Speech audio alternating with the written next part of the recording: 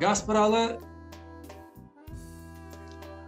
1883'te tercümanını yayımlarken önce Türkistan'dan 200 aboneci yani gazete okuyucusu bulmuş ve Zehra Hanım söylediği gibi 1893'te yaptığı Türkistan seyahati de tercüman okuyucularını genişleştirme ve özünün kendi fikir ve ideyelerin Türkistan'da çok yaymaya teşebbüs etmişti.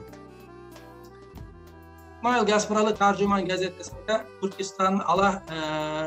Türkistan'ı özel bir konu sıfatında görmüş.